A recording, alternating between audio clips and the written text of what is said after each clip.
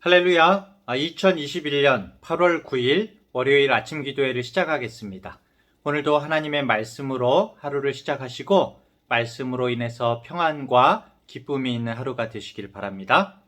오늘 말씀은 이사야서 60장 1절부터 22절까지의 말씀입니다.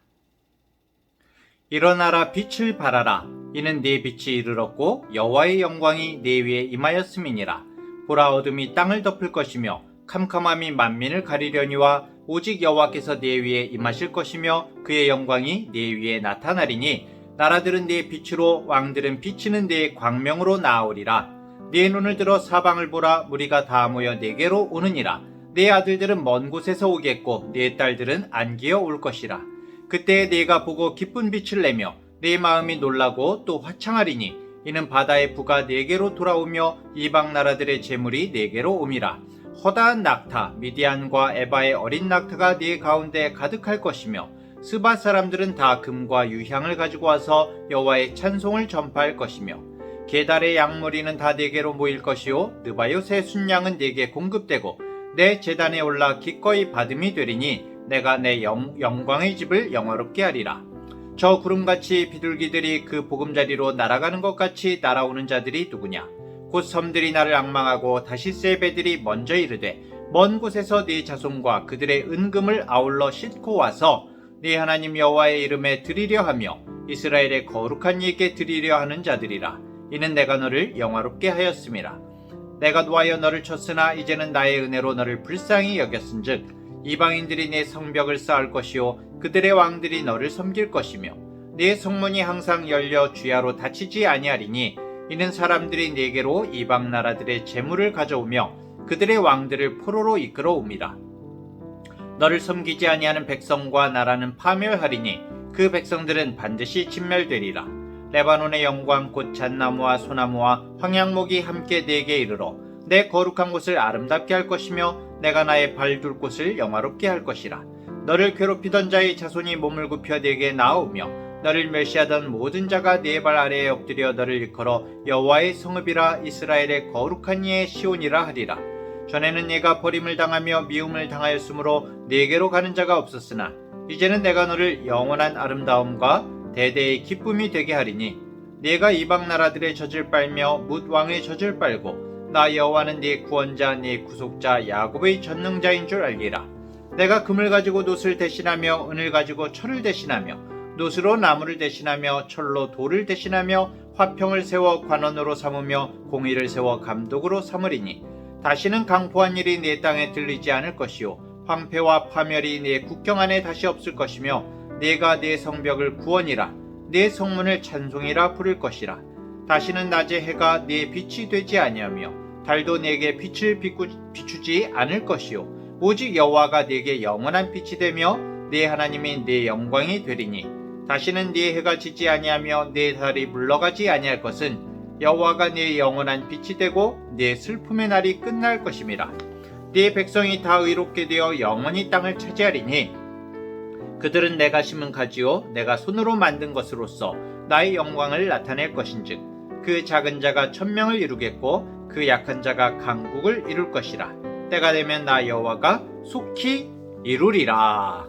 아멘. 이사야 60장의 말씀입니다. 이사야 60장을 많은 사람들이 찬양곡으로 만들어서 유명한 찬양곡이 많죠. 이 찬양곡으로 만들어서 부르고 하나님을 찬양해 왔습니다. 저는 개인적으로 이 60장 말씀을 딱 읽게 되면은 일어나라 빛을 발하라 딱 그러잖아요. 밝은 빛이 팍 쏟아지는 가운데 나팔 소리가 크게 울려 퍼지면서 많은 사람들이 손을 들고 하나님을 찬양하는 그런 모습이 떠오르거든요. 그런 장인 것 같습니다. 어제 59장 20절, 21절 말씀을 통해서 하나님께서는 이스라엘을 구원하기 위해서 직접 내가 너희를 구원할 것이다. 직접 임할 것이다. 라고 말씀을 하셨는데요. 그 약속의 말씀을 받은 사람들에게 하나님께서는 너희는 일어나 빛을 발하라. 이렇게 말씀을 하고 계십니다. 빛을 발하라. 어떤 빛을 비추라는 말씀일까요? 사실 우리는 스스로 빛을 낼 수 없는 존재죠. 우리가 아니면 또는 이스라엘이 빛을 발하라는 것은 하나님의 빛을 내라는 말씀이고, 그것은 곧 하나님의 영광을 반사하는 반사체가 되라는 뜻입니다. 네가 있는 곳이 하나님의 임재가 있는 곳이 되게 하라 라는 말씀이죠. 우리가 영이신 하나님의 그 영광스러운 임재를 직접적으로 보거나 표현할 수는 없습니다. 그래서 하나님은 그 영광을 사람이 알 수 있는, 볼 수 있는 물리적인 모습으로 표현하시는데, 그것이 바로 빛인 거죠. 성경에는 그래서 하나님의 영광을 빛으로 많이 표현을 하고 있습니다. 자, 이렇게 하나님의 임재를 빛으로 표현했는데, 하나님은 어둠 가운데 살아가는 인간들을 버려두지 않으시고 그들에게 말씀의 참빛을 비춰주겠다고 말씀하십니다. 어두우면 우리가 앞으로 나아갈 수가 없죠. 아무것도 못하고 잘못된 곳에 빠져들 수도 있습니다. 그렇기 때문에 주님께서 빛으로서 비춰주신다는 건데, 더욱 귀하고 감사한 것은 그냥 상징적인 빛이 아니라, 그냥 말로만의 임재가 아니라 우리가 직접 보고 만지고 삶 속에서 경험할 수 있는 빛이요, 말씀을 주시겠다고 그래요. 요한복음 1장 9절에 보면 참빛 곧 세상에 와서 각 사람에게 비추는 빛이 있었나니 그가 세상에 계셨으며 세상은 그로 말미암아 지은 바 되었으되 라고 말씀합니다. 하나님이 어둠 가운데 비춰주신 참된 말씀의 빛, 누구실까요? 바로 예수님이시죠. 요한복음 1장 14절에도 말씀이 육신이 되어 우리 가운데 거하심에 우리가 그의 영광을 보니 아버지의 독생자의 영광이요 은혜와 진리가 충만하더라 라고 말씀하고 있습니다. 단지 귀로 들리는 말씀이 아니라 우리 눈에 보이는 형태로 보여주시는 참된 말씀, 생명의 말씀, 빛 되신 말씀이 바로 예수님이신 거죠. 말씀이 육신이 되어 오신 하나님의 말씀의 빛, 생명의 빛, 참되신 예수님으로 말미암아서 우리가 이전까지와는 그 다른 차원의 새로운 삶을 살게 될 것이라고 이 이사야서 60장은 말씀하고 있는 것입니다. 그야말로 우리 예수님에 대한 그 말씀이 가득 채워져 있습니다.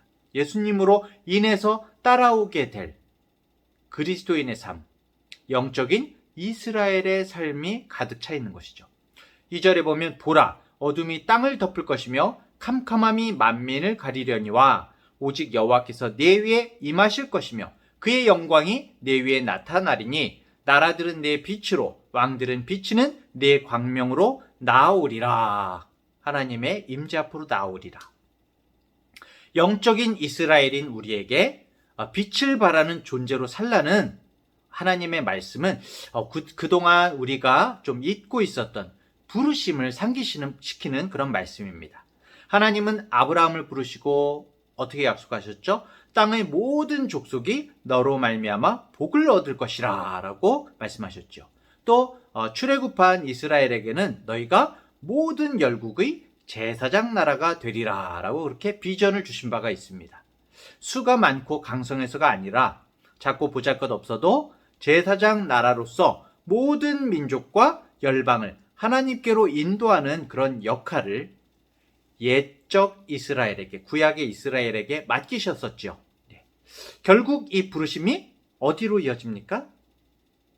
바로 아브라함과 다윗의 자손으로 오신 예수 그리스도를 통해서 오늘을 사는 바로 우리들, 영적 이스라엘인 우리들에게 주어진 것이죠.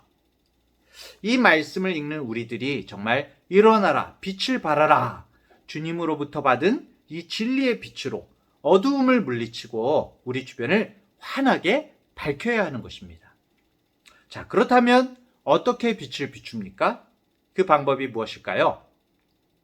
내가 하나님을 보여주는 삶, 말씀의 사람, 진리의 사람으로 살아야 하는 것입니다. 하나님과 사람과의 교제를 보여주고 사람이 하나님 앞에서 온전히 사는 것이 어떤 것인지 이렇게 살아야 한다는 것을 우리가 몸소 보여줘야 하는 것이죠. 하나님께서 10가지 재앙으로 이집트를 치셨을 때 9번째 재앙이 흑암의 재앙이었죠. 온 이집트가 어둠 속에 빠져들었지만 하나님이 돌보시고 함께 하시는 이스라엘 자손들에게는 빛이 있었습니다.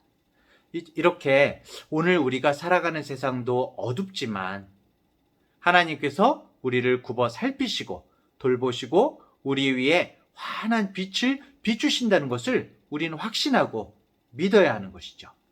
그리고 그 빛을 다른 사람들에게 비춰내는 것입니다. 사랑하는 성도 여러분, 나는 하나님의 빛을 받은 사람으로서 나의 주변을 밝히는 삶을 살아가고 계십니까?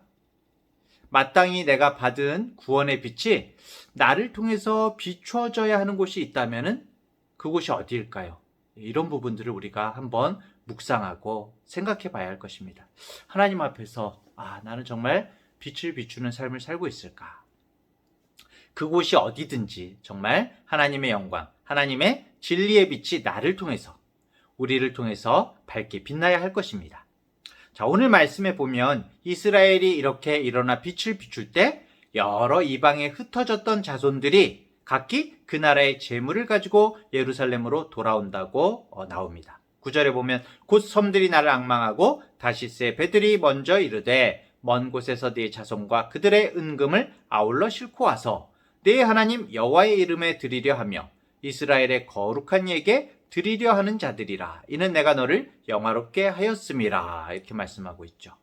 중요한 것은 여호와의 이름에 드린다는 것입니다. 바로 하나님 앞에 온전히 다시 돌아와서 모든 것을 드린다는 것인데요. 하나님이 보여주시는 놀라운 비전이죠. 하나님의 이름과 아무런 상관없이 살던 열방이 하나님께 경배하기 위해 예루살렘으로 모여든다는 것입니다. 그런데 이것이 성경 기록 당시에 아니면 지금 현재의 중근동에 있는 실제적인 이스라엘의 그 예루살렘 도시를 말하는 것일까요? 이리로 모두 모여든다는 것인가요? 뒤에서 다시 언급하겠지만은 아닙니다. 이 말씀이 쇠퇴했던 이스라엘이라는 그 나라의 국가적, 민족적, 경제적 번영, 회복 정도의 모습이 아니라 사실 이 말씀에 담겨 있는 것은 처음 이스라엘에 주신 하나님의 그 진리의 말씀이 세상을 움직이는 새로운 질서가 된다는 것이죠. 모든 나라와 민족이 결국 그 진리로, 말씀으로 복을 받게 된다는 것입니다. 이 성경을 기록한 이사야가 활동하던 시기에 당시에 유다는 이집트와 또 아시리아 그리고 신흥 강국이었던 바빌로니아 사이에서 갈팡질팡하고 있었습니다. 하나님의 말씀을 받은 백성이라고 하면서도 유다는 이 강대국들 사이에서 이리저리 넘어지면서 세상의 눈치를 보며 살 수밖에 없었습니다. 하지만 하나님의 빛을 비추는 정말 진정한 부르심 앞에 이스라엘이 정말 온전한 삶을 살게 된다면 이런 모습의 혼란과 수치가 더 이상 없을 것이라고 말씀하는 거죠. 세상의 나라들이 행하는 어떤 제국의 방식, 힘의 방식, 파괴의 방식 속에서 하나님의 영광을 드러내는 이스라엘은 오히려 다른 나라들의 그 감사의 행렬을 계속해서 받게 될 것이라고 말씀하고 있습니다. 이방의 많은 사람들이 하나님께로 돌아오기 때문에 문이 닫히지 않을 것이다 이렇게 말씀하는데요. 이것은 곧 하나님의 말씀을 품고 있는 우리들에게, 바로 이 시대를 살고 있는 우리에게 주시는 말씀인 거죠. 11절에 네 성문이 항상 열려 주야로 닫히지 아니하리니 이는 사람들이 네게로 이방 나라들의 재물을 가져오며 그들의 왕들을 포로로 이끌어옵니다. 이렇게 말씀하고 있습니다. 열방이 예루살렘으로 나와서 예루살렘을 영화롭게 할 것이며 예루살렘은 만민이 나와 예배할 거룩한 곳, 하나님의 영광이 가득한 곳으로 구별될 것이다. 이렇게 말합니다. 모든 나라들이 여기에 참여하게 될 것이고 세상의 모든 나라는 이스라엘의 구원이 하나님으로부터 나온 것임을 알게 되고 하나님을 경배하게 될 것이다. 이렇게 말합니다. 14절 너를 괴롭히던 자의 자손이 몸을 굽혀 네게 나아오며 너를 멸시하던 모든 자가 네 발 아래에 엎드려 너를 일컬어 여호와의 성읍이라 이스라엘의 거룩한 이의 시온이라 하리라. 이렇게 말씀하고 있습니다. 사실 오늘 이 이사야 60장 말씀이 본문이 이스라엘이 지금 이제 그 이스라엘이라는 나라 말이죠. 이스라엘이 세계에서 두각을 나타내고 이스라엘이라는 나라를 이 현대에 다시 성립시키는 어떤 그 시오니즘을 말하는 근거로 이야기되기도 했었습니다. 하지만 이 이사야 말씀을 우리가 깊이 묵상하고 자세히 읽어보자면은 이것은 혈족적인 이스라엘을 말하고 있는 것이 아니에요. 그리고 어떤 도시로서의 예루살렘을 품고 있는 위치적인 이스라엘을 말하고 있는 것도 아닙니다. 오히려 하나님을 모르는 열국의 사람들이 살아가는 모든 방식과 그들의 삶의 관습과 세상 나라들이 추구하는 질서들이 모두가 하나님이 기뻐하시는 삶과 공동체로 새롭게 바뀌어지고 그 안에서 하나님 나라를 이뤄가는 모습을 우리에게 말씀하고 있는 것입니다. 정말 그야말로 새 이스라엘, 영적 이스라엘의 성립을 우리에게 보여주고 있는 것이죠. 사랑하는 중앙대학교의 성도 여러분, 우리들의 삶을 이 말씀을 통해서 돌아보았으면 합니다. 우리들은 세상을 살아가면서 어떤 모습으로 어떤 가치관과 논리를 가지고 살아가는지 말입니다. 가진 힘을 의지하고 재물을 의지하고 파괴를 일삼는 그 바벨론의 방식, 세상과 똑같은 방식으로 살아가고 있지는 않은지요. 우리가 세상과 똑같은 방식대로 살아간다면 우리는 오늘 우리가 읽은 이 말씀을 받을 수가 없습니다. 진정 세상이 아닌 말씀대로 살아서 우리들의 삶으로 진리를 드러낼 때에야 비로소 세상이 우리를 주목하고 관심을 갖고 이 말씀의 약속에 우리가 참여할 수가 있는 것입니다. 우리를 보고 믿지 않는 사람들이 정말 진정한 삶에 관해서 믿음에 대해서 하나님에 대해서 생각하게 하는 그런 삶을 살아야 하는 것입니다. 21절 네 백성이 다 의롭게 되어 영원히 땅을 차지하리니 그들은 내가 심은 가지요 내가 손으로 만든 것으로서 나의 영광을 나타낼 것인즉 우리에게 주시는 말씀이죠. 이런 아름다운 삶이 능력 있는 삶이 우리 힘만으로는 가능하지 않습니다. 오직 우리의 죄를 대속하신 우리 주님의 은혜로 가능한 삶이고 오늘도 우리를 도우시는 성령 하나님을 의지해야만 이룰 수 있는 그런 삶인 것입니다. 하나님의 능력이 아니고서는 우리는 조금도 세상과 구별되어 살아갈 수가 없고 세상을 놀라게 할 수도 없는 것입니다. 간절히 원하기는 오늘도 각자의 삶의 자리에서 하나님의 영광을 드러내는 참된 이스라엘의 삶을 사는 중앙대학교의 성도님들 되시기를 축복합니다. 다 함께 기도하겠습니다. 하나님 아버지, 우리를 부르신 그 부르심을 잊어버리고 세상이 어둡고 험하다는 핑계로 이리저리 떠밀리며 살아온 인생은 아닌지 우리 자신을 되돌아봅니다. 오늘의 말씀처럼 늘 우리와 함께 하시는 임마누엘 하나님을 의지하며 살아가면서 진리의 빛으로 우리 주변을 밝히는 참된 믿음의 삶, 하나님의 영광을 드러내는 삶을 감당하게 하여 주시옵소서.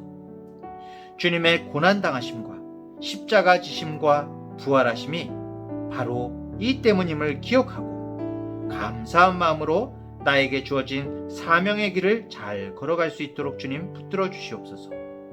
우리들이 살아가는 삶의 방식이 세상과 다르게 하시며 세상으로 하여금 감동을 불러일으키는, 그래서 우리의 삶을 주목하여 보게 만드는 하나님의 영광을 드러내는 주님 닮은 삶이 되게 하여 주시옵소서. 코로나 시대의 절망과 슬픔의 때를 겪는 모든 사람의 영혼 가운데 주님의 빛으로 말미암는 회복과 치유가 일어나게 하여 주시옵소서. 오늘도 일어나라 빛을 발하라 말씀하시는 하나님의 말씀에 붙들려 사는 이 하루가 되기를 간절히 원합니다. 감사드리며 예수님의 이름으로 기도합니다. 아멘.